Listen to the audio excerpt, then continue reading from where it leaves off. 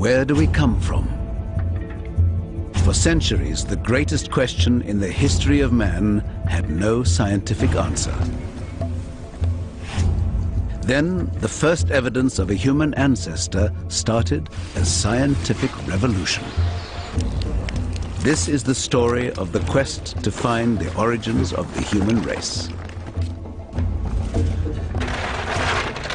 It spanned a century and a half of obsessive searching and would make or break the careers of some of the greatest scientists in the field.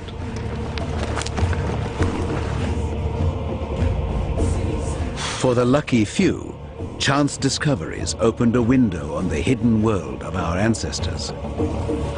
This is it. From the tiniest fragments of the past, the full story was slowly pieced together. Come on, yes. Spanning 300,000 generations, over 3 million years. It is the story of our progress from ape to man.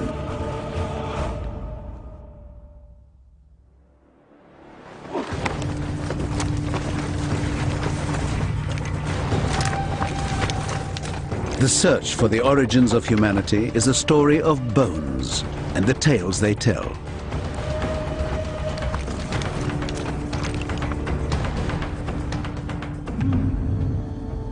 The first chapter began here, 40,000 years in the future, at the entrance to this cave.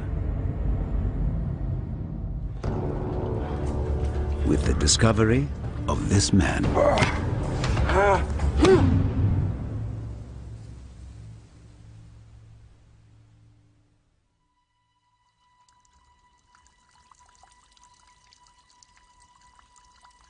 The year was 1856, and the cave lies in what is now the Neander Valley in Germany. Workmen were digging for limestone, a vital ingredient in the local chemical industry. It lay under a layer of rock and soil.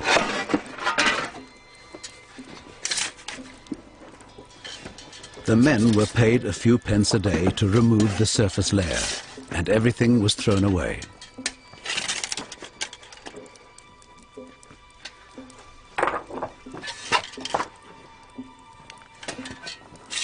But then a spade hit something that didn't sound like a rock.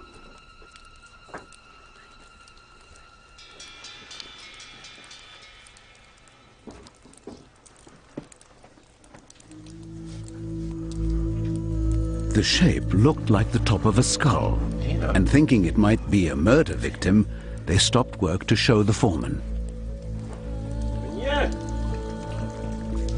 Hast du etwas gefunden?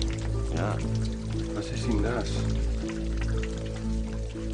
It was interesting, but he'd seen this kind of thing before and was happy to send it the way of all the other bits of bone they'd found, to be smashed up with the rocks.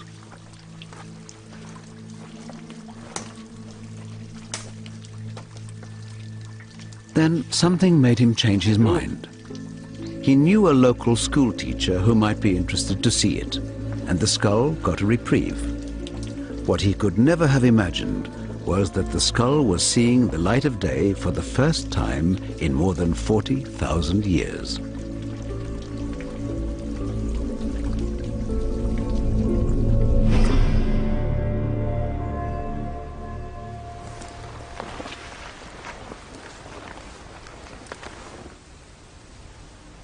In Western Europe, 400 centuries before Christ, the original owner of the skull was a living, breathing being, a hunter, a tribal leader, a father of children, and a member of the most successful species on the European continent at the time.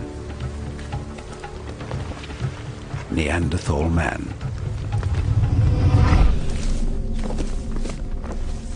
40,000 years later, a school teacher, Johann Fuhlrott, got the chance to see the skull for the first time. Hallo meneer! Hallo! Hallo! A keen amateur geologist and former anatomy student, Fuhlrott had no idea if he'd come on a wild goose chase. So interessant.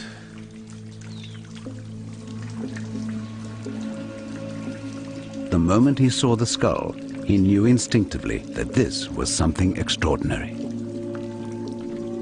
It looked fossilized, which would make it thousands of years old, and it was clearly not an animal. But neither was it from a normal modern human being. This particular skull is the skull of Neanderthal, and it's big. This individual lived around 50,000 years ago, and by that time Neanderthals had developed a brain that was as large, and in some cases larger, than the modern human brain. You notice that it's rather long and low, and it's almost as if you grab the front of a human face and pull it out. You also have this big protruding nose, and in fact, look how large that nose is. So they would have looked different from modern humans if you actually saw one with the flesh on it. Over 300 Neanderthal remains have been found from Europe to the Middle East. They all tell the same story of a short, powerful physique, perfectly evolved for the world they lived in.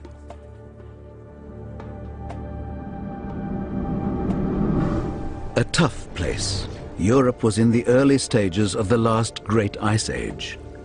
Within a few centuries, this land was under a glacier half a mile thick.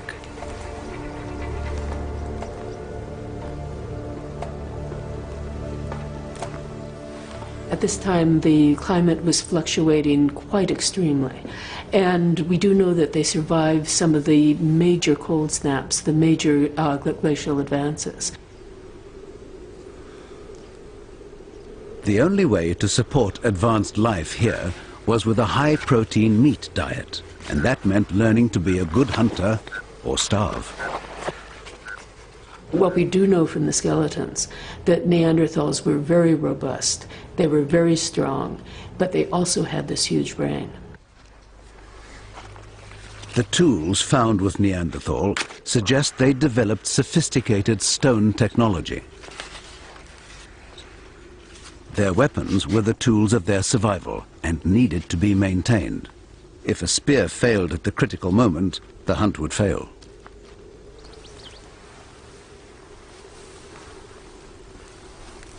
Neanderthal males seem to have supported loose family groups of up to a dozen.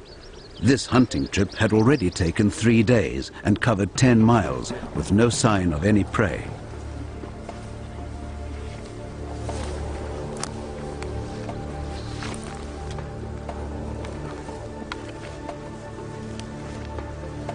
Then they found animal droppings. Neanderthal nasal cavities are unique among hominids, suggesting a highly evolved sense of smell, and they recognized the scent of red deer. Rubbing the droppings on their skin helped to disguise their approach, if they could catch up with the deer.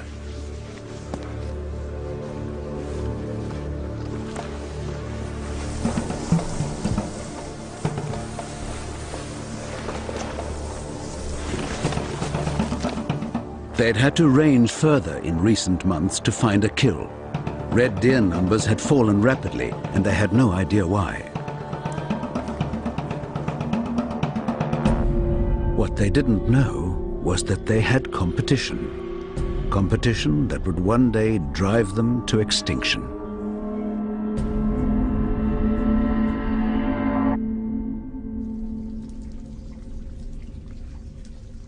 Victorian scientist Johann Fuhlrott held the evidence of an unknown ancient species.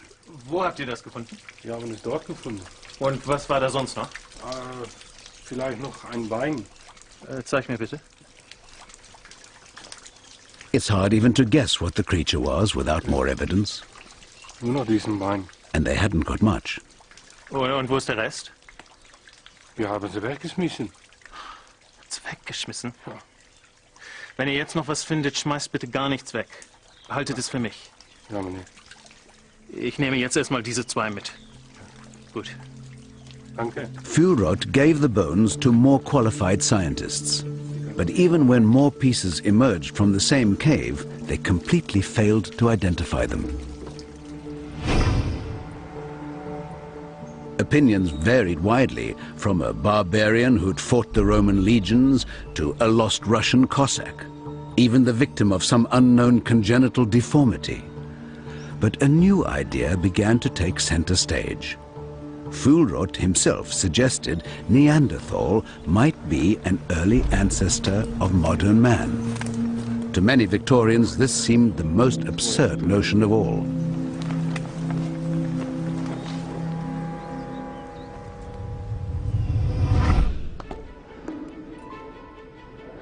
Then, in 1859, just 3 years after the bones were found, the notion suddenly caught on.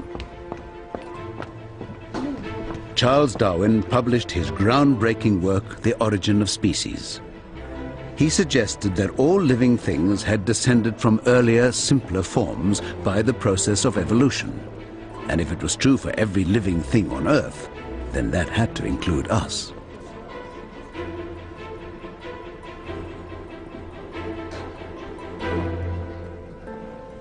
In 1859, Darwin publishes The Origin of Species. And a lot of people think that this book was paid attention to, but it wasn't. Most people couldn't care a jot about whether a fish evolved into an amphibian. No one cared. The big question, the question that everybody wanted to know is, where did we come from? And it's in the 1850s and 60s that science steps to the plate and says, I'm going to give you the answer. And boy, did they give us an answer. If humans had evolved from a simpler form, the implication to the scientific mind was obvious and disturbing. Humans could only have descended from apes. The impact on the Victorian psyche was profound. Many believed the theory of evolution made them little more than animals. Darwin stayed away from that question. He knew he was going to get into trouble. He writes to friends and says, I'm not going to talk about that. Far too controversial. And it's up to other people, new scientists, a younger generation of scientists, coming on in the 1850s and 60s, seeing an opening, seeing that they could make a career if they were to answer this question, where do humans come from?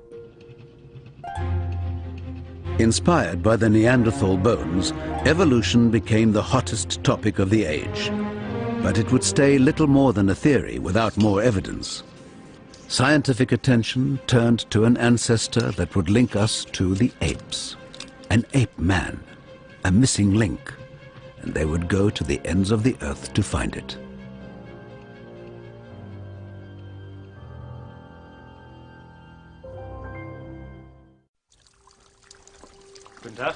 In the late 1800s, the world of science had become obsessed with the idea of a missing link between apes and man.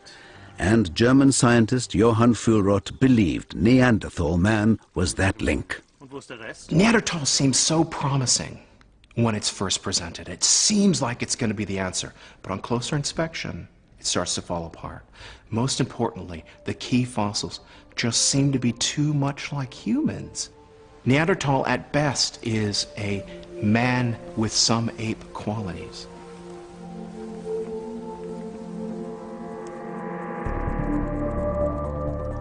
Traveling back in time, our Neanderthal stood just 3,000 generations behind us, at around 40,000 years ago.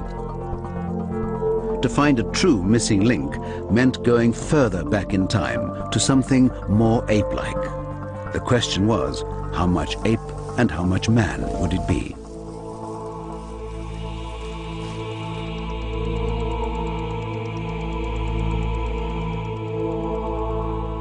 I think the idea of a missing link came from a very simple view of evolution, and it's not surprising it was simple because, of course, these ideas were in their infancy.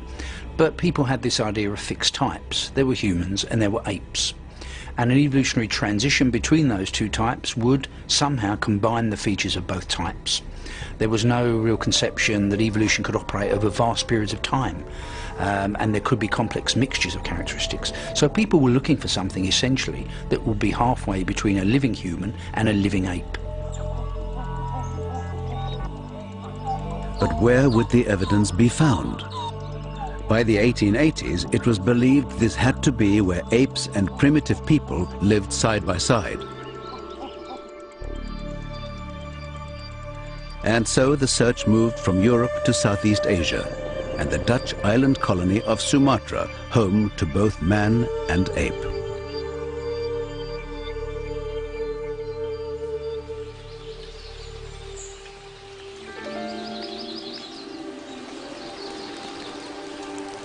In October 1889, the monsoon season was beginning, and no one tried to negotiate the dense rainforest unless they had to. 2 years ago, Eugene Dubois had a promising career as a doctor in Amsterdam, but his obsession with human origins had led him to take up the challenge to find the missing link. After abandoning his career and his civilized European home, the great dream had turned into a nightmare.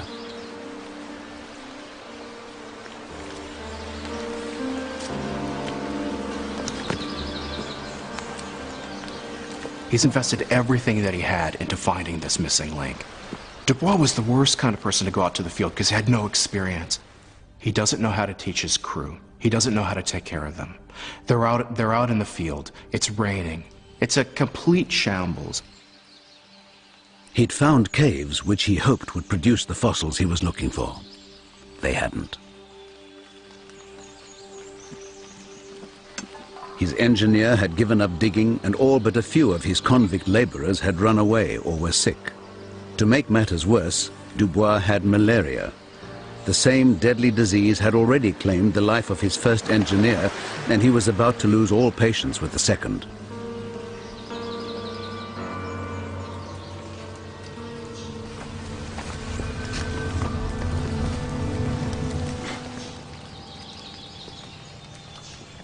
Wat ben je aan het doen? Ik ben aan het opruimen.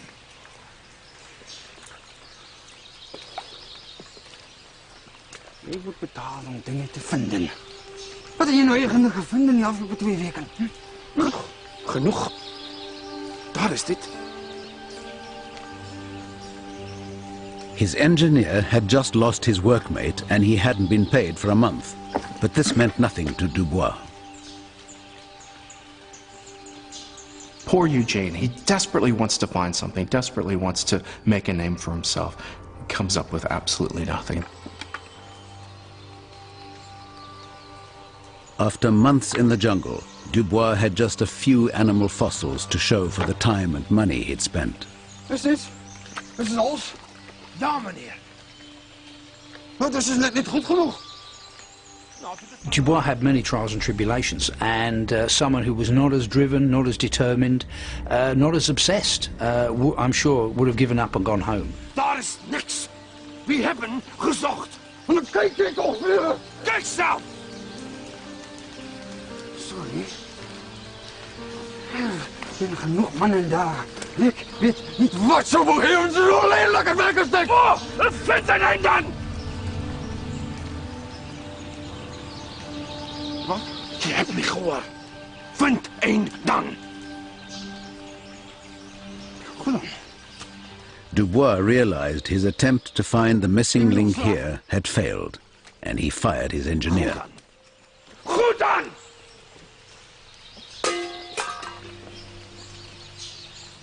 They leave Sumatra and he goes elsewhere. And he frankly doesn't know where to look other than somewhere in the East Indies. 2 years later, and Dubois had started his search again, this time on the island of Java. Finally, his luck had started to turn. He'd fully recovered from malaria and at last had something to look at. Some fossil teeth, which he believed were extremely old and looked vaguely ape-like. Dubois had a new dig site with a bigger team overseen by the Dutch army.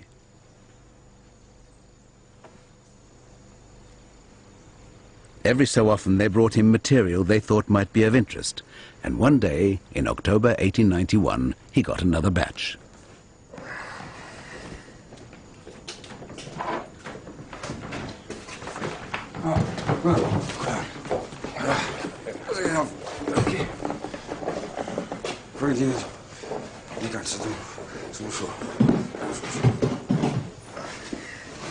op.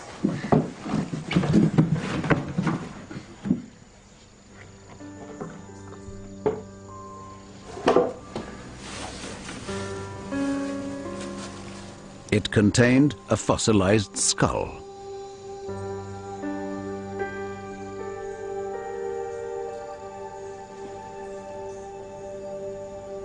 Just like Neanderthal 40 years earlier, it was only a skull cap, but like Neanderthal, it sent its discoverer into a frenzy of speculation. Dankjewel.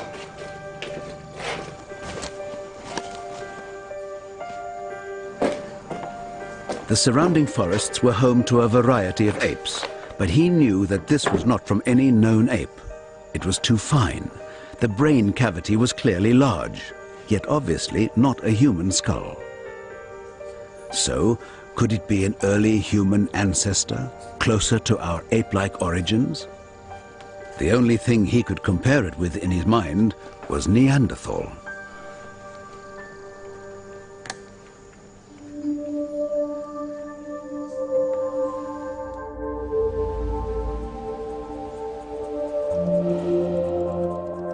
The first Neanderthal found was 40,000 years old.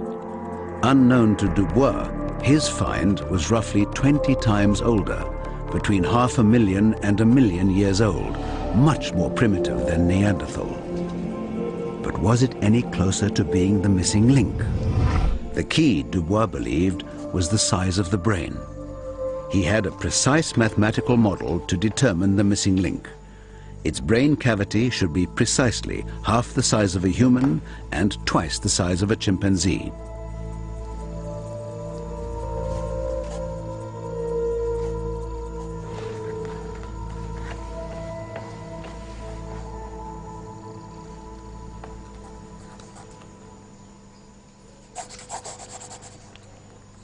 But when he calculated the brain cavity of this skull, it was the wrong size. Too big for the halfway point, therefore too big to be the ape-like creature he had imagined. And more evidence emerged from the site which simply added to the confusion for Dubois. A complete fossilized leg bone. Its shape suggested its owner stood upright and walked on two legs, like a man.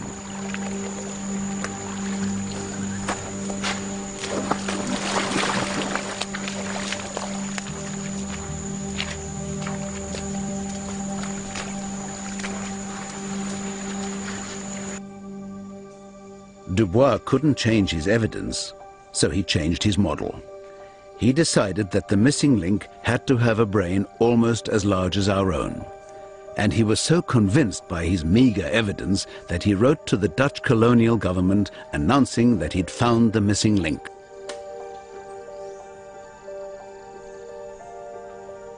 He called it Pithecanthropus erectus, upright walking ape man.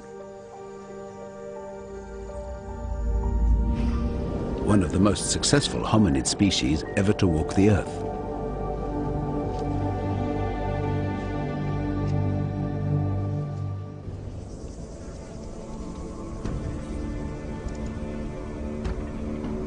In Africa, 800,000 years ago, and 10,000 miles from where Dubois found his upright walking ape, this is the same species, today called Homo erectus, upright walking man.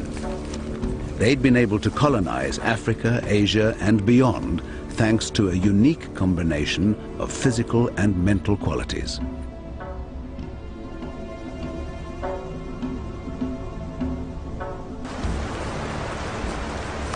Standing at around 6 feet, their bodies were similar in shape to our own, and their brains were about 2/3 the size of ours. Homo erectus was on the verge of becoming human.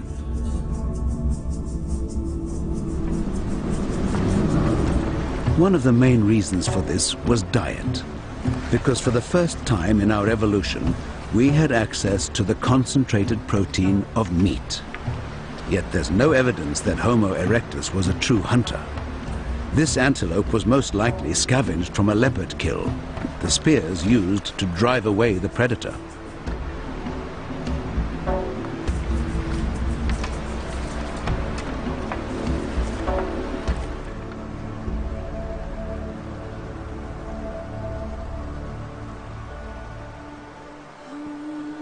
It's believed that our bodies had also been going through some radical changes. For the first time in our evolution, body hair was disappearing, partly because Homo erectus' skin had developed complex sweat glands. This also removed the need to pant in the heat, allowing voices to develop and paving the way for human speech.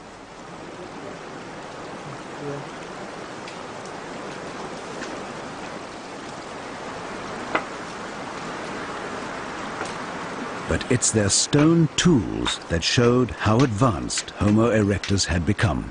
We find the appearance of a thing called the hand axe, which has been called the Swiss Army knife of the Paleolithic. This is a multi-purpose tool. It's shaped very consistently, worked on both sides, worked very skillfully, and Erectus developed that certainly close to 1.5 million years ago. So this was a big advance in technology. These people were part of a larger group, the beginnings of a tribe. But they stayed together as a tight-knit family, and there is evidence that they had learned to care for each other through sickness and injury.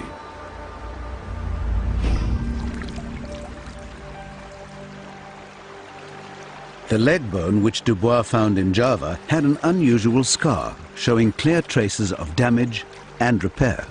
It's incredible. It seems to have broken at one point and healed. So whoever it was that owned this leg not only was severely injured, but repaired it in their own lifetime. And that's important because if you broke your leg out in the wild, you'd be dead. You'd have no chance of survival, except if you were with a family, if you were with a village, if you were in a society.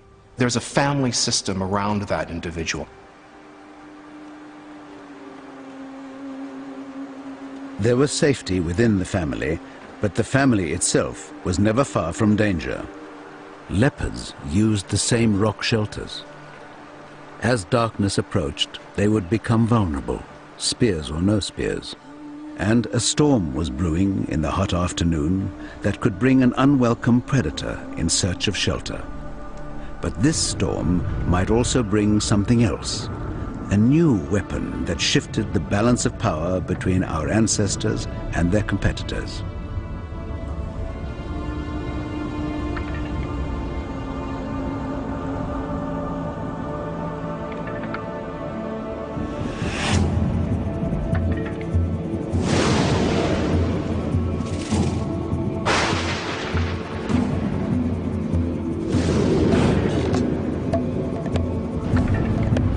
One of the most important pieces in the human evolutionary puzzle, a gift from nature. Every animal on Earth that had ever encountered fire had run away from it. Homo erectus was at a crossroads of human evolution. If they could do the unimaginable and conquer their instinctive fear, they would harness a new power. They just needed the nerve to reach into the blaze.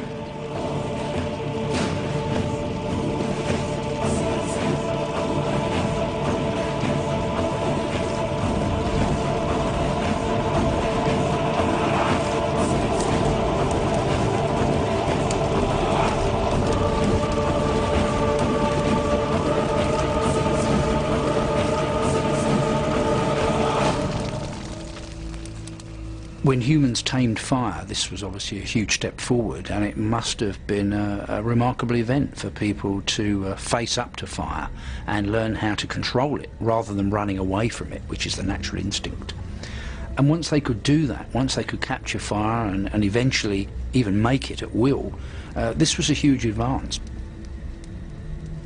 The impact of fire was enormous on human evolution.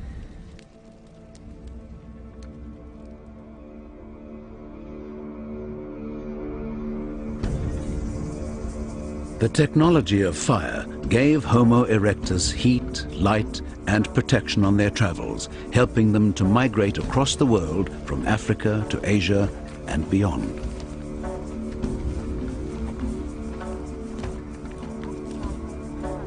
This is how Eugene Dubois came across their fossil remains in Java.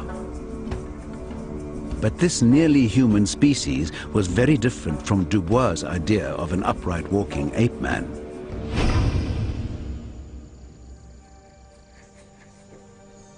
In his mind, he'd found the perfect mix of ape and human characteristics for a missing link. Wees my so 'n bietjie. All he had to do was convince the rest of the world. Ek 'n bietjie snaaks. And it wasn't going to be easy. I think he must have thought that the world was ready for this, and when he announced it, the world of science would be at his feet for making this great discovery that the world had been waiting for. And of course it didn't work out like that, because when Dubois actually tried to publish the material and showed people the material, their view was that it was too ape-like to be a missing link.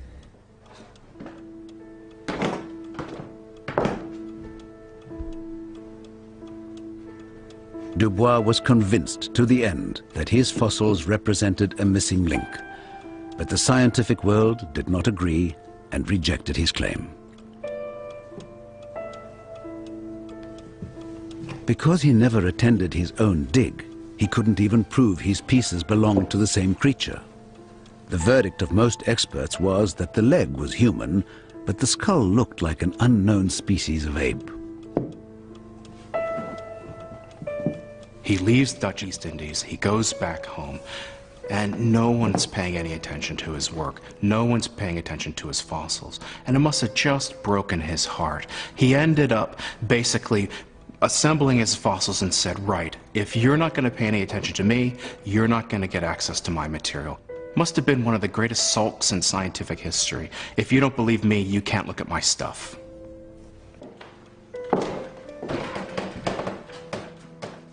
The scientific world ultimately recognized the true value of Dubois' discovery, but not for several decades.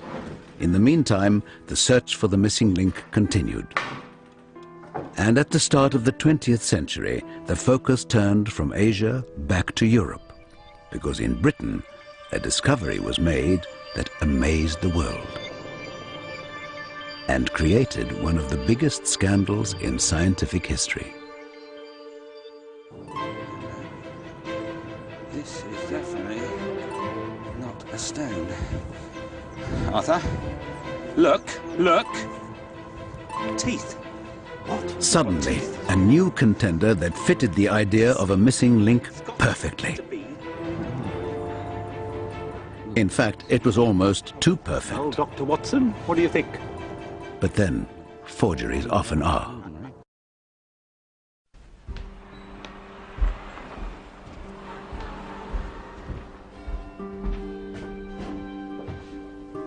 In December of 1912, in London, a new fossil contender for the title of Missing Link was about to be unveiled at the very center of the scientific establishment.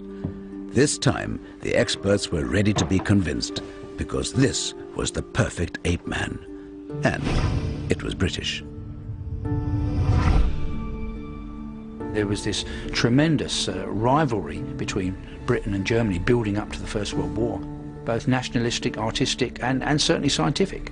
And the fact that Britain had nothing to match the Neanderthal find, I think, was a factor in the success that Piltdown had. Once it was delivered, here was evidence that we could match anything the Germans had. There was a sense of expectation among the eminent guests of the Royal Geographical Society, and Charles Dawson was about to become the most celebrated fossil finder in the British Empire. Gentlemen, may I introduce you to Piltdown Man. The reconstructed skull showed the exact combination of features everyone had expected to find in the missing link. What they felt at that time, that the essence of humanity, the essence of being human, was the large brain size. And their concept of the missing link was a large brain mixed up with some ape-like characteristics. And this is, of course, what Piltdown Man was. So, is Piltdown Man just another early man? On the lines of Neanderthal? I think not. Why? The jaw. What Piltdown delivered was what many British experts were hoping for. Something that seemed to have a large brain in a modern-shaped brain case, although rather thick and primitive, and In the jawbone, we have evidence of a much more ape-like jaw and teeth. And this weird combination was what actually some British experts had predicted, that the brain had grown large early on in human evolution, but the teeth and jaws lagged behind. And Piltdown seemed to show that, and what was more, it was British. 3 years earlier, the first piece of Piltdown Man had emerged seemingly by chance. Workmen digging a road had found what they thought was a coconut and casually smashed it. It was Piltdown Man's skull.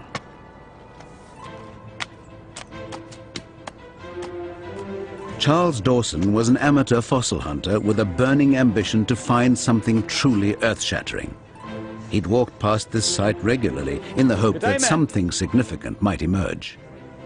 Anything today? His perseverance was finally rewarded. We've got this. When he examined the first piece, he instantly recognized it as a skull fragment. Where's the rest of it? And there could be more. Be in there somewhere. Do you think you could find it for me? Can try. Agreed? I say yes. Yeah. All right? Good. Dawson knew he was onto something at last. But to get maximum exposure for his find, he knew he'd need to involve an expert.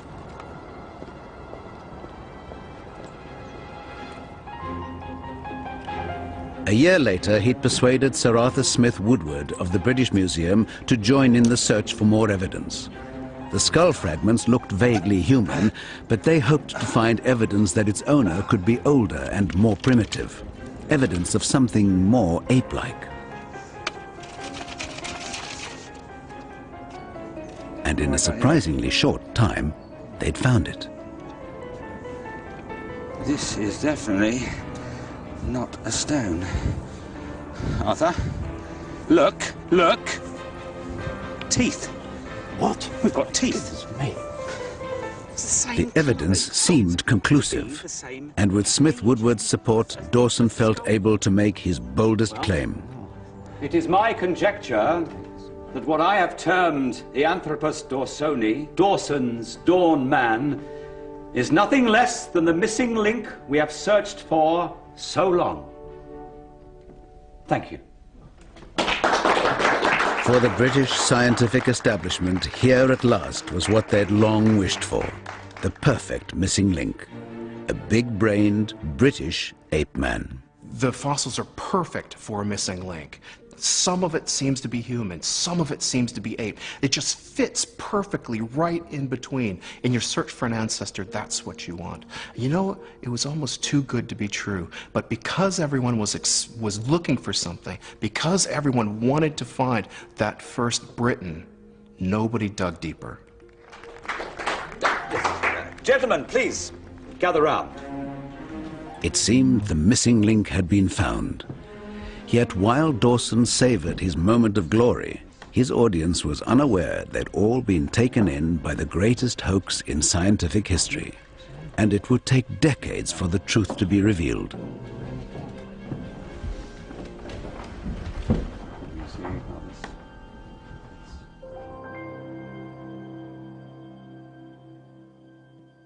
While the experts in England contented themselves with fakes, real scientific treasure waited to be discovered.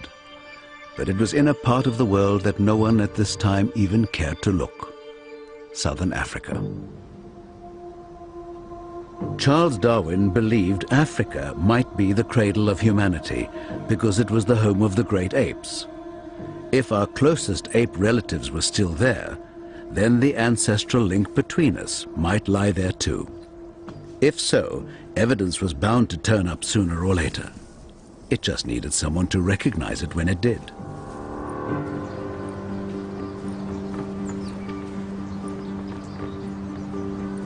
"31-year-old Australian doctor Raymond Dart had recently arrived in South Africa to begin his teaching career. Soon after, his friend was getting married, and Dart was the best man. Keep still. He and wife Dora had half an hour to finish getting ready.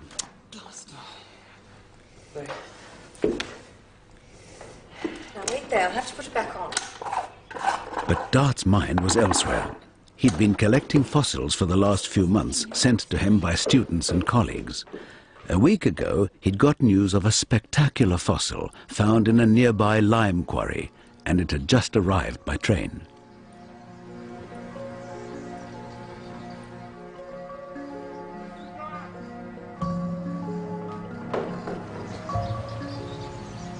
Thank you, gentlemen. Just leave it inside the door there. Thanks. Dart's wedding duties were just minutes away, but he couldn't wait. The promise of a spectacular find was too much to ignore. I'll be one moment.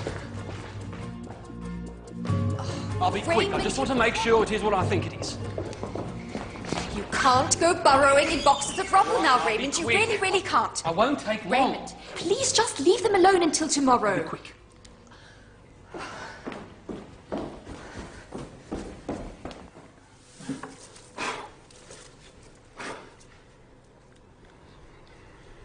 The first thing he saw was material he'd seen a dozen times before. But then, something he could never have dreamed of. A brain. To be precise, the space once occupied by a brain, now filled with fossilized sand.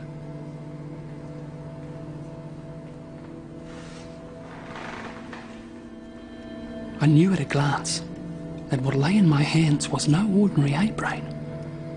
Here was the replica of a brain 3 times the size of any baboon, and considerably bigger than an adult chimpanzee. Yet it was not big enough for a primitive man. But whose brain was it?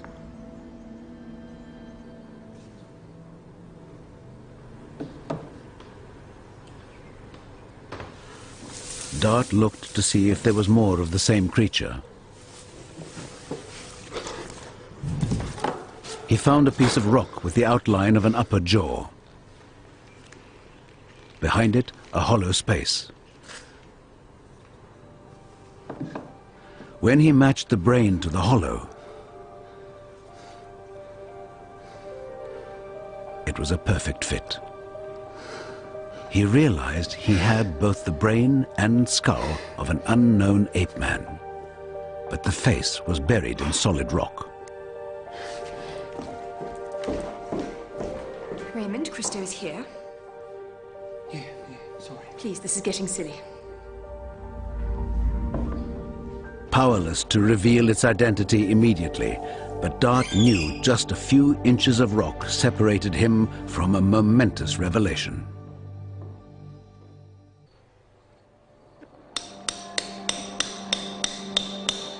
Raymond Dart had been sent the head of a fossilized ape man, which he hoped might be the missing link. But it was buried in a lump of solid rock. It took him 7 weeks of painstaking work to reveal its identity.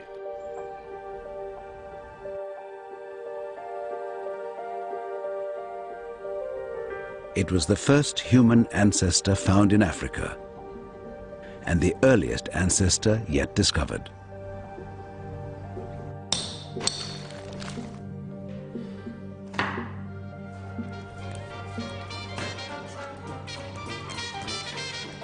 The moment of truth came on Christmas Eve, 1924.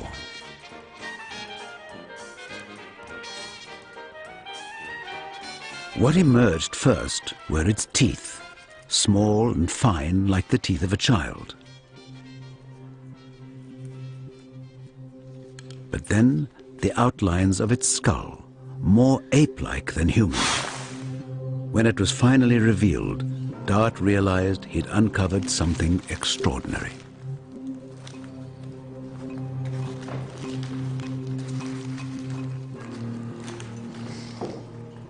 A combination of human and ape features that had never been seen before in the face of a child.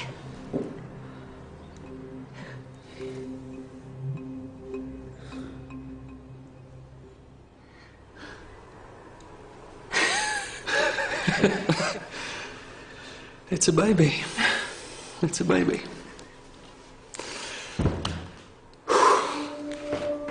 The fossil had been found in a limestone quarry at a site called Taung, so Dart called it Taung Child. Its scientific name is Australopithecus africanus, the southern ape of Africa. She stood further back in time than Neanderthal at 40,000 years, or Homo erectus at over 500,000. Piltdown was assumed to be around 1 million years. But Taung went even further back, to more than 2 million years. If she was the missing link, then that link was more ape-like than anyone had ever imagined. It also placed our ancestral home firmly in Africa for the first time.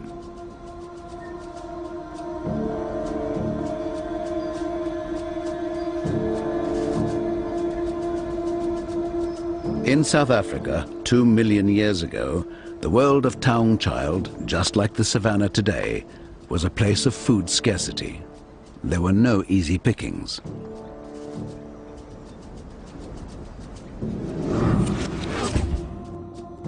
Taung's mother, at a little over 3 feet tall and just over 5 stone, was no hunter, but supplemented her diet by scavenging from the scraps left by predators. Like a modern chimp, she used rocks as a basic implement to break open bones for their rich marrow protein. But the predators she owed her lunch to were never far away. You've got saber-toothed cats, you've got giant hyenas, you've got hunting hyenas, a whole plethora of carnivores, very dangerous carnivores that we don't have anymore. And they would have all been eating or going after things like the Taung Child or even Taung's mother. Absorbed by the remains of a carcass, the mother had placed her child a short distance away in the shade of a tree. Her 3-year-old was the size of an 18-month human infant and had no protection apart from its mother. She knew there were threats, but she'd keep one eye out for the child, like any parent.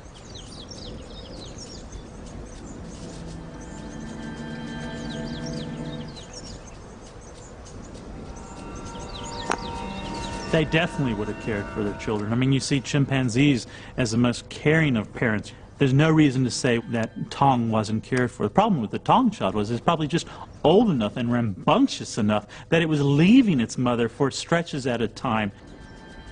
The mother was unaware that the baby had wandered away until it was too late.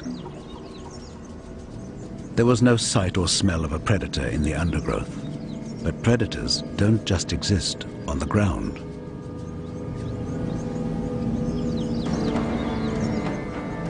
You've also got a threat from eagles.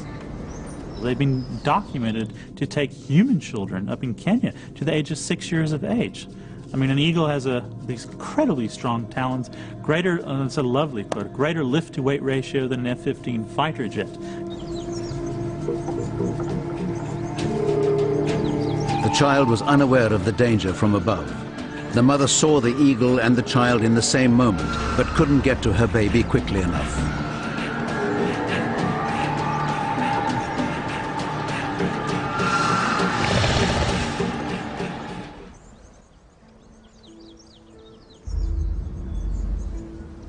Taung's skull was found with eggshells and other broken skulls, typical of deposits found in eagles' nests. A lot of the skulls, interestingly, have these V-shaped impressions from this eagle's beak going through, because preferentially they eat out the brain. Very rich, nutritious source of protein. This small, defenseless creature was Raymond Dart's missing link. Valentine's Day, 1925, just 2 months after Taung Child had first emerged from the rock. A week earlier, Dart had published a scientific paper claiming Taung was the missing link and unleashing a storm of controversy.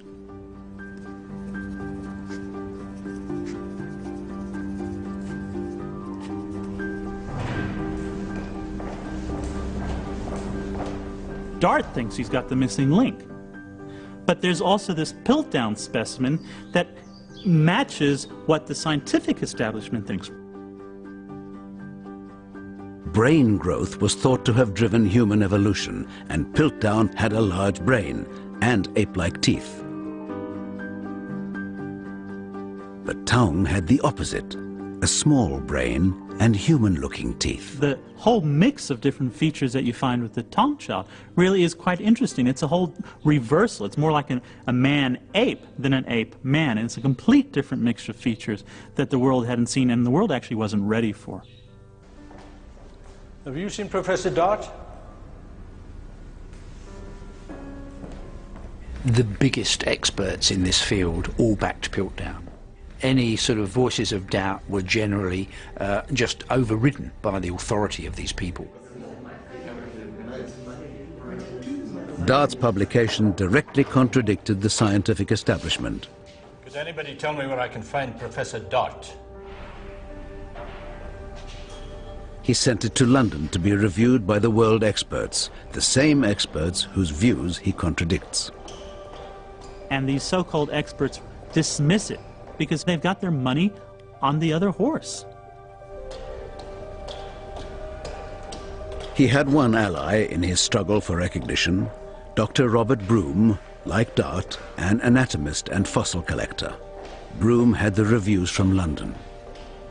Raymond, I thought you'd be interested in these. Some responses to your short paper in Nature. There's one there by Sir Arthur Keith. What does he have to say? Not very encouraging, I'm afraid. He places Taung in the same subfamily as gorillas. What? How? Well, he says here, the brain is clearly too small to be a human ancestor. The experts lined up to condemn Dart's description of a fossil they'd never even seen. How can he know what's too small or too big? How can he possibly claim that a human ancestor's brain had to be a particular size? What's his yardstick? A standard-sized bowler hat? What's the matter with it, Robert? Do they think I'm making it up? So what went wrong for Raymond Dart? Wrong man, wrong place, wrong thing. He's the wrong man. He's an Australian. He's not part of the establishment. It's the wrong place. Southern Africa. Everyone's expecting another place, either Europe or Asia. It's the wrong thing. He calls it an ape. Everyone thinks it's an ape. Well, if it's an ape, where does it fit in the story? Taung is showing so many points of affinity with the gorilla and the chimpanzee that there cannot be a moment's hesitation in placing the fossil in this living group. How can he say that? I don't know. Smith Woodward dismisses the whole thing out of hand. He says that Taung certainly has...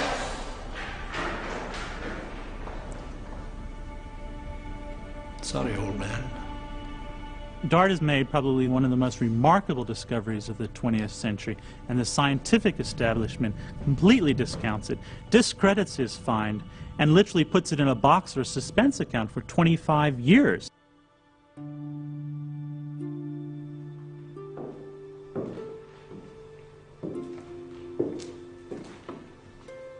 In the 1920s and 30s, the most widely read textbook on human origins did not even mention Dart's find. His work was not taught in universities. Dart had suffered an incredible amount. I mean, Dart was really put in kind of scientific obscurity. And it really is not until the late 40s that he starts, again, once that tide of opinion starts to turn and shows that he was actually correct. It took a quarter of a century of digging in South Africa's limestone caves to produce the evidence Dart needed. By the late 1940s, a dozen fossils similar to Taung child finally proved he was right. So, what had become of Charles Dawson and his Piltdown man?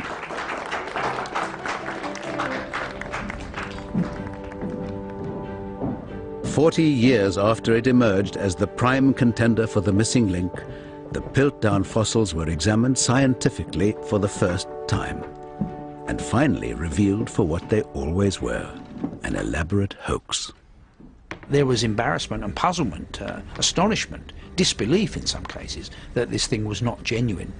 But I think for the greater world of science, there was relief, particularly outside of Britain, because so many people by then had decided there was something peculiar about Piltdown, even if they couldn't put their finger on it. At the Natural History Museum in London, scientists decided to apply some newly available chemical tests. But as soon as the sample was drilled from the jawbone, they noticed something strange.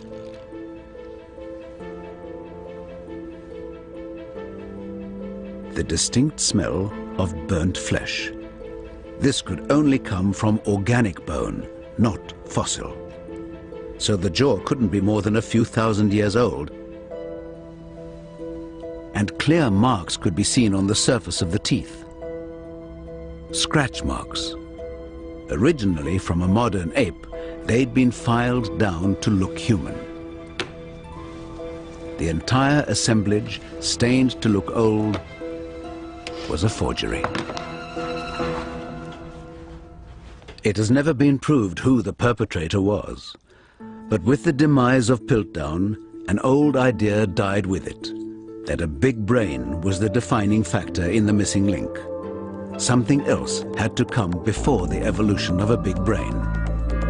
A new theory replaced the old. What defined the beginning of humanity was not brain growth. In 1915, a young boy named Louis Leakey was looking for stone tools near his missionary home, the beginning of a lifelong obsession that led Leakey to revolutionize the story of human origins.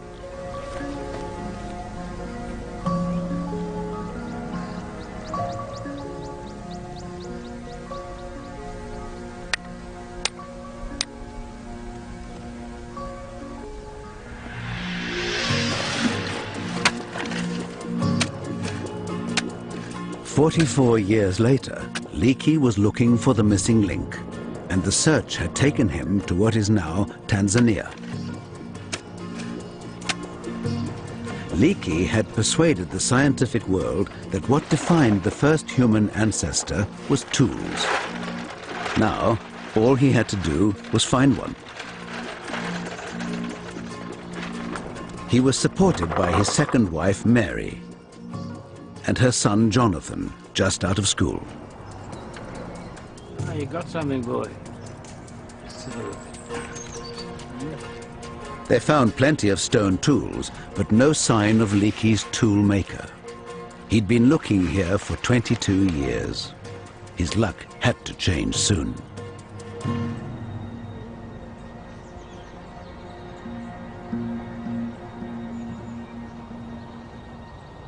On the 17th of July, 1959, Louis Leakey was laid low with the flu. Major work at the dig site had slowed while he recovered, but it was a day that would make his career. In the cool of the early morning, Mary took the opportunity to walk her dogs and headed away from the camp.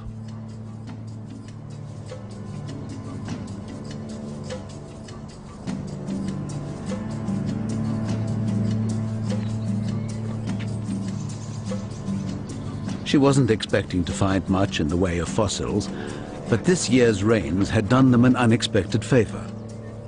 As she casually scanned the broken surface, her mind suddenly registered an unmistakable shape exposed in the dirt.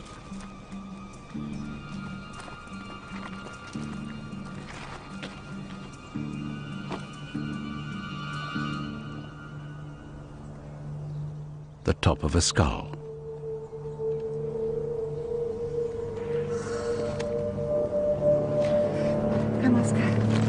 Mary was convinced it must be the toolmaker they'd been searching for.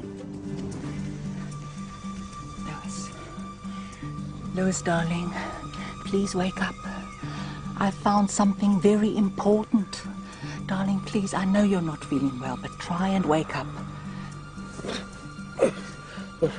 What have you found? I don't know. That's why I want you to come and have a look. You're gonna have to help me.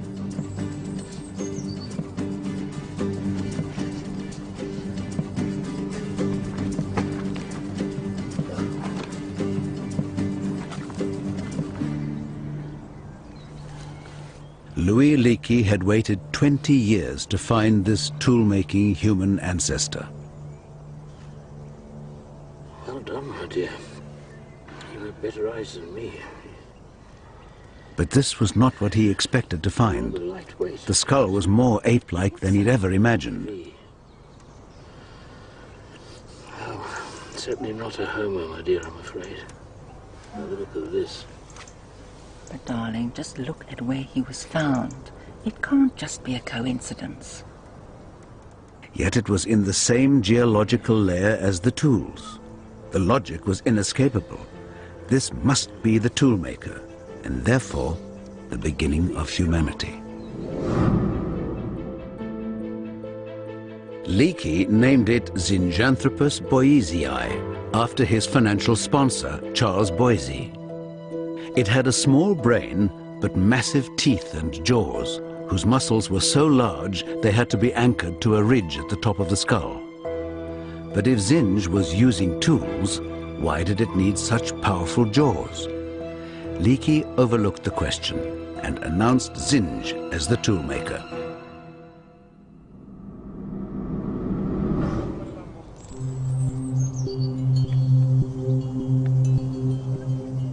For a year, the scientific world accepted Zinj as the tool-making missing link. Then, in 1960, Leakey completely changed his mind. Mary was on her way from the camp into town one day when a can was dislodged in the back of her Land Rover. When she stopped to fix it, she noticed a familiar shape in the earth, another piece of skull, of an entirely new, more human-like species.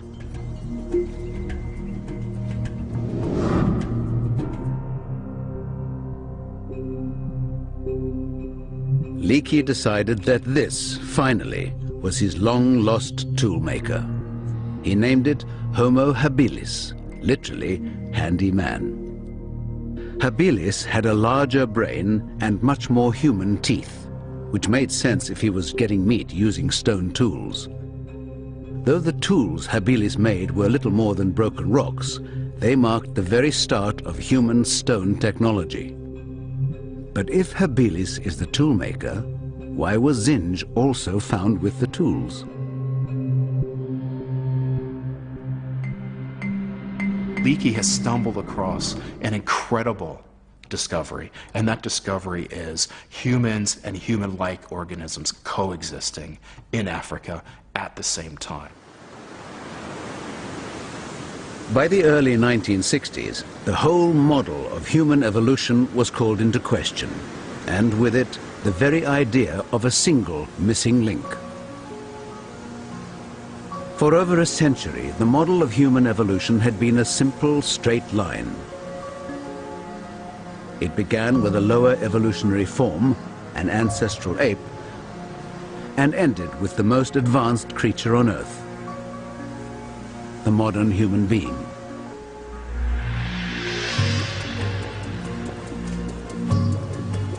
And somewhere in the middle, there had to be a missing link between the two.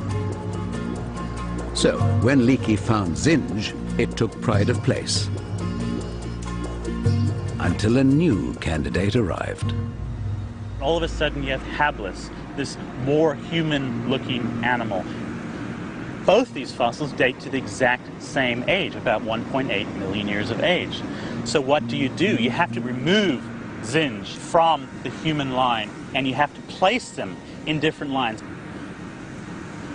And what is most amazing thing, in the same valley, within meters of each other, you have two species living side by side. And that changes or makes a whole paradigm shift in how we view human evolution. And so this line is all of a sudden broken apart. Suddenly, what had been a single line of descent had been replaced by a series of lines that connected to form a giant family tree. In the years between 1925 and 1965, over 100 hominid fossils were found and categorized in South Africa alone, and they can all be placed in relation to each other by accurate dating. Some species are evolutionary dead ends, while others appear to be part of a line that leads to humans. But a number of human-like competitors occupied the Earth at the same time, with several routes to humanity. The only way to cut through the confusion is to go further back in time, to the root of the human family tree.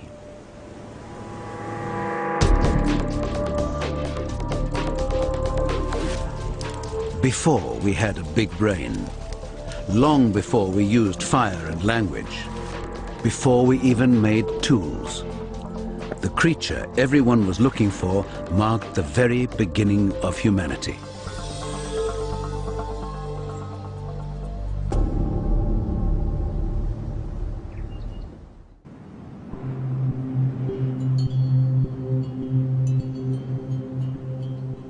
On the 30th of November 1974, an American-led team was searching for the oldest human ancestor on Earth. And the search had a new focus. The northern end of the Rift Valley in Ethiopia.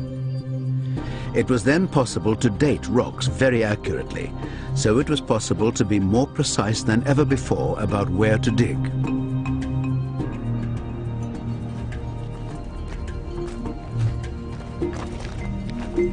Using new radiometric technology, they dated the volcanic layers here to around 3.5 million years old. Team leader Donald Johanson was a rising star in the world of anthropology. He knew Dart's Australopithecus africanus lived over 2 million years ago.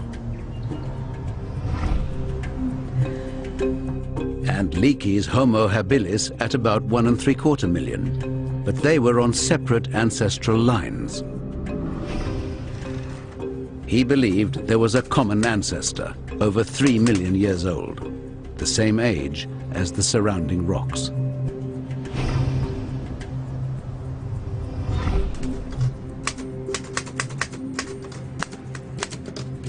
Johansen had been kept away from any digging by essential paperwork, a chore he was determined to finish. But his colleague, Tom Gray, returned from the site with other ideas. How's it going? Actually, very boring. There were areas they hadn't surveyed for a while, away from the main dig. You need a break? I was thinking of taking a hike out to Bed 3. Yeah? You want to come? I don't know. I gotta finish this. I mean, this is pretty urgent. I gotta do something. The urge to do what he came here to do finally got the better of Johansen. Let's go. He made a decision that changed his life. They headed away from the site to explore a couple of isolated gullies. They had no idea they were just a few hundred feet from the greatest fossil find in history.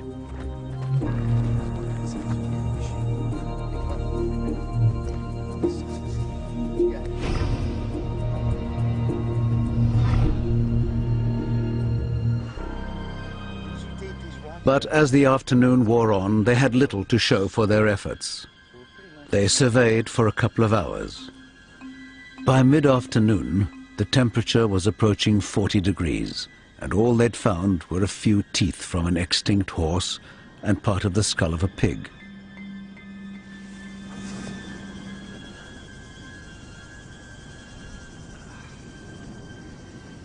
They decided to head back to camp. But Johansen had a hunch to look again in an old gully on their way back. Hey, Tom, this way. It had been thoroughly checked before and produced nothing.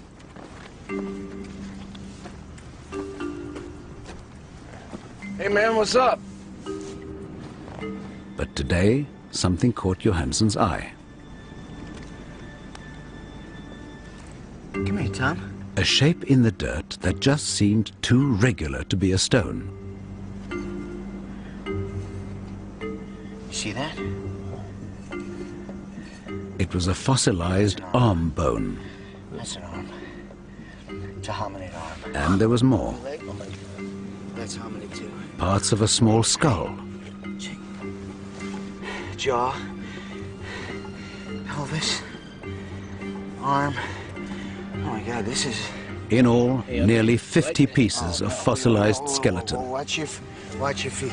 What do we have here, huh? What's going on? I don't know where to stand, man. I know, don't.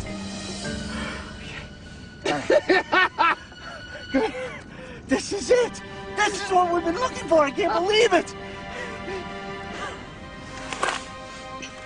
One unbelievable thought went through his mind. What if all the pieces fitted together? Could they be parts of a single, extremely primitive skeleton? Hey, guys! Come on! Come on! Yes! If Don Johansen was right, he was looking at the most complete skeletal remains of our earliest human ancestor yet discovered.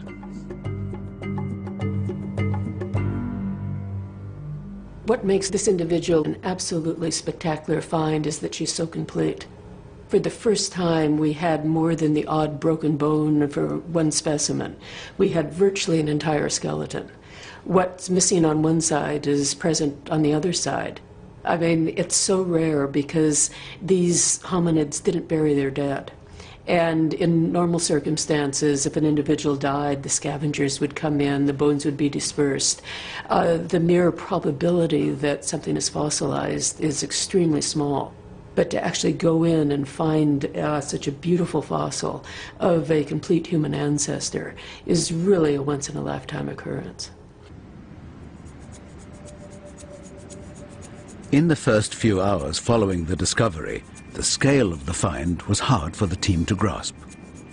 But that night, in the wind-blown desert outside of Hadar in Ethiopia, the realization of what they'd found began to sink in. Here you go. Congratulations. Thank you. Get yourself a beer.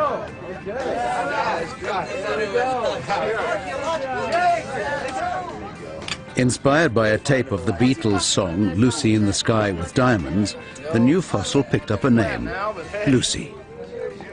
To Lucy! All right. To Lucy. Lucy.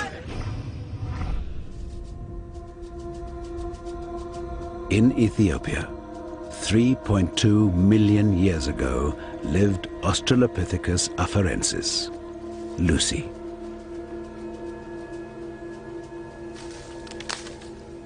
She put together the pieces of what one of our ancestors at this point in time really looked like. And it was a huge shock because what she looked like was basically a chimpanzee. Lucy would have been a tree dweller in a changing land.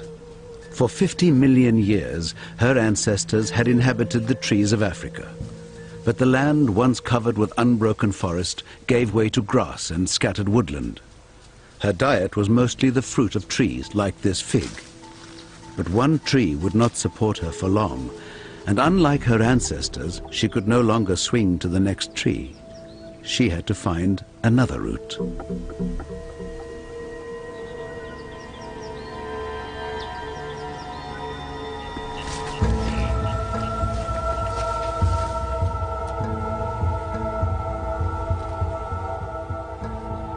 Lucy did something no ape had ever done. She stood up and walked on two legs. In her body and behavior, Lucy is in most respects an ape, from her diet to her small brain and habitat. The big difference is the way she walked. Walking upright is the first piece in our evolutionary puzzle, the first step on the road to humanity. The initial ancestral change that we see in human evolution is not brain expansion. Interestingly, it's not even stone tools. The first major innovative change that you see in evolution is none of what you would expect to find with humans or humanity, but it's the ability to walk on two legs bipedally.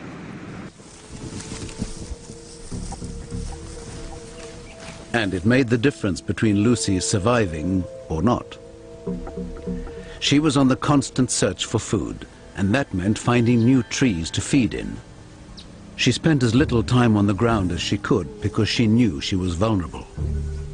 Lucy had no defense against leopards and saber-toothed cats, except the refuge of the trees. But standing upright, she could see further than any of her ancestors.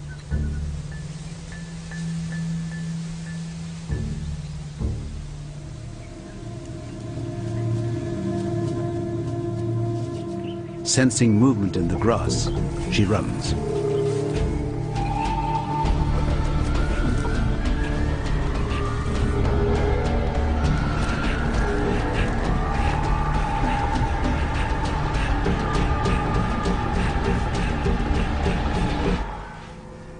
Whatever it was, predator or not, it had gone. But the balance of power between the predator and its prey had started to shift.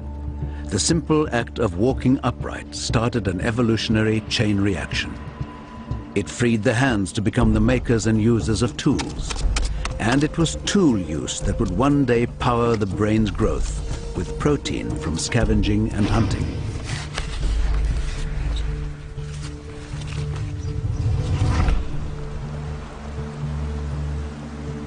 But it all began here with Lucy. So, is Lucy finally the missing link?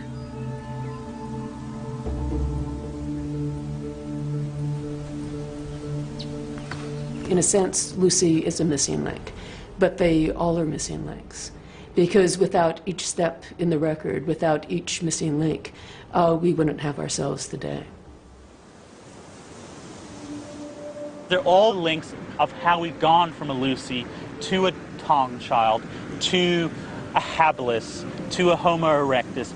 All of these are links leading towards Homo sapiens. Having traveled back in time over 3 million years, we'd found a creature that seemed to begin the human line. Yet Lucy was a long way from being human. We found the common ancestor of all the things that are human. But at the end of the day, it's a bit empty. Look what we don't find with Lucy. We don't find culture. We don't find the things that make us human. We don't find our humanity.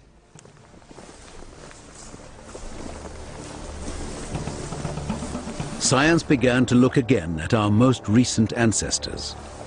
40,000 years ago, a successful, intelligent hominid species occupied Europe, Neanderthal man. Could he hold the key to how we finally became human?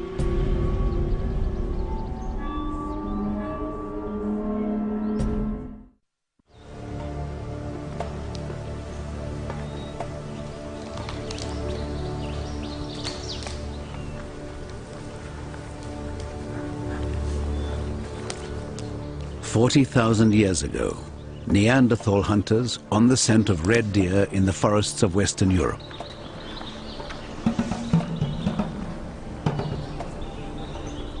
They had been tracking the same herd for 3 days. But they were opportunist hunters, and a wild pig was too tempting to resist. But they missed their first attempt, and the pig disappeared into the undergrowth.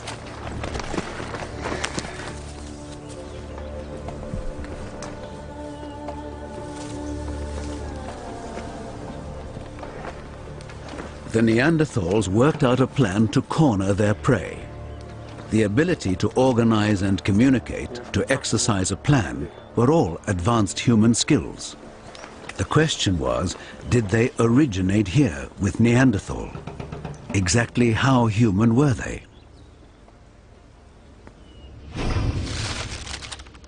June of 1996, the vaults of the Rhineland Museum in Germany.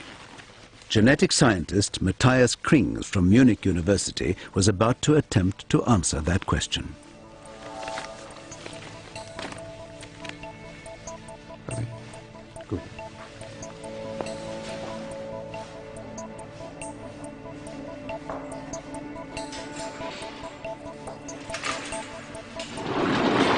Museum curator Heike Kainitsky allowed Krings to examine the original Neanderthal bones found in 1856, the evidence that began the quest for our origins.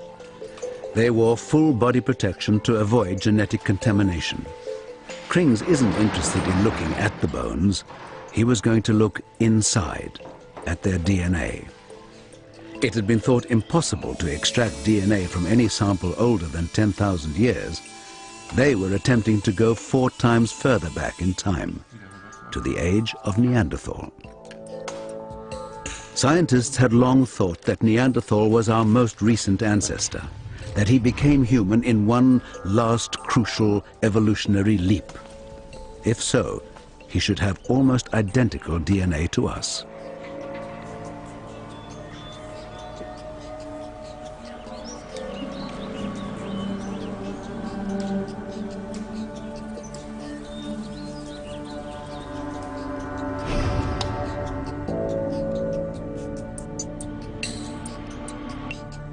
In Munich, Matthias Krings finally had the 2 sets of DNA results, Neanderthal and modern man. Und? Was siehst du? Was sehe ich? Ich habe keine Ahnung, was ich sehe. Das kann doch wohl nicht richtig sein. Between any 2 people, there should be an average of 8 differences in the same piece of DNA.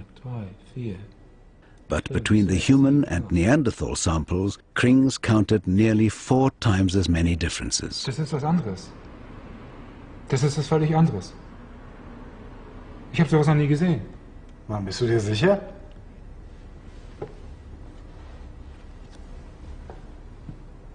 Hundertprozentig. Was wir hier sehen, ist eine völlig andere Spezies. Neanderthal, it seemed, were not our ancestors after all. Evolution had produced 2 separate human-like species at the same time. Sooner or later, they were bound to come face to face. While the Neanderthal tried to flush out their pig, into the same area came a new hunting party.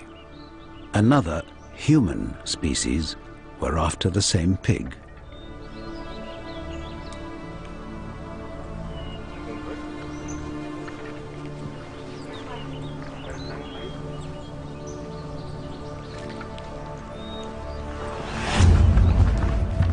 At the time Neanderthals went to extinction, we know anatomically modern humans, people like us, had also moved into Europe and were competing with them perhaps for those areas where it was slightly easier to catch the game. Modern humans that have larger group sizes, more efficient tools maybe, they might be just that better at hunting. The Neanderthals' plan to corner the pig had failed. They'd lost sight of it in the undergrowth. Then it seemed to have broken cover, further down the hill. In fact, the modern humans had got there first.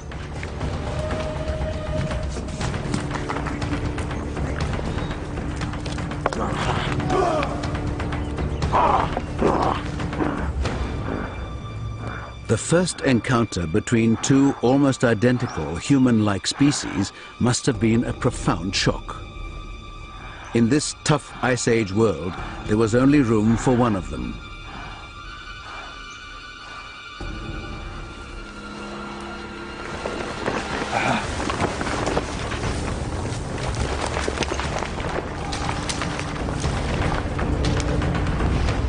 "500,000 years ago, they shared a remote common ancestor, a descendant of Homo erectus. From their African homeland, their ancestors migrated across half the world, spreading as far as Southeast Asia and into Northern Europe. Here they would emerge as Neanderthal man.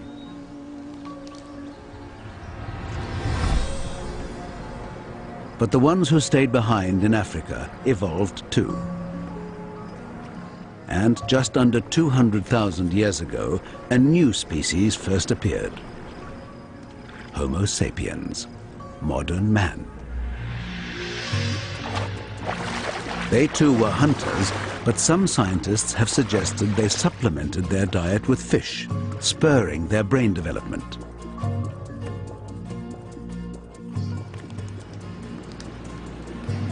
The evidence suggests their culture developed faster, that their social groups became bigger and more complex, and driven by population pressure and climate change, they too migrated.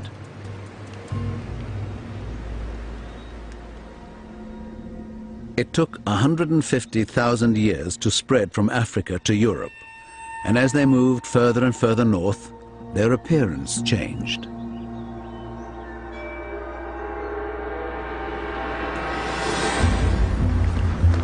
Eventually, they caught up with their long-lost cousins, the Neanderthals.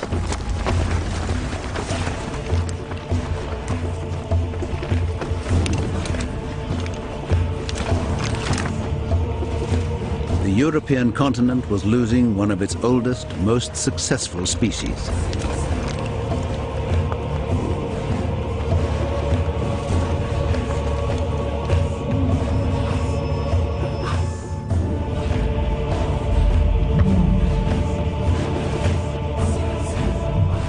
Within a few dozen generations, the last Neanderthal was gone, and the world overrun by a species with better weapons, better organization, and greater numbers.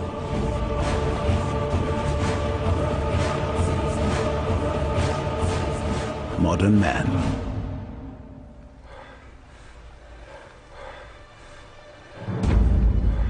For the first time in our evolutionary history, we were totally alone. The last surviving hominid species on Earth.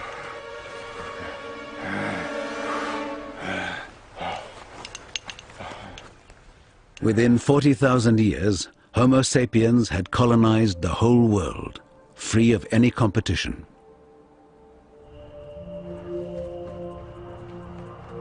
This is finally us.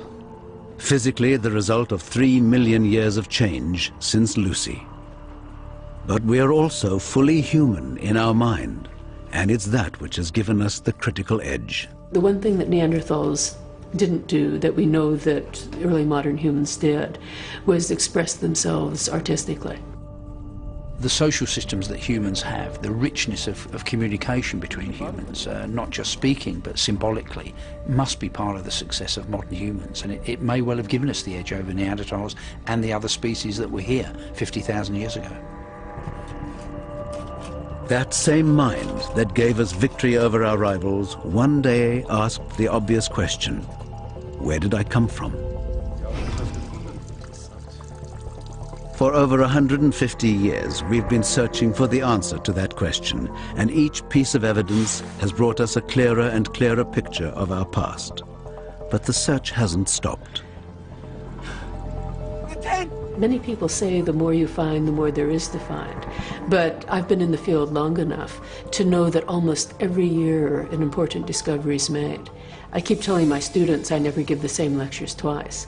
I mean, it's a hugely dynamic field. Uncovering our evolution so far has been a remarkable adventure, but it's one that is still not over. It leads us to wonder, what else is out there? What else are we going to find? In the next 10, 20 years, as paleontologists explore parts of the world that we haven't gotten to yet, who knows what we're going to find?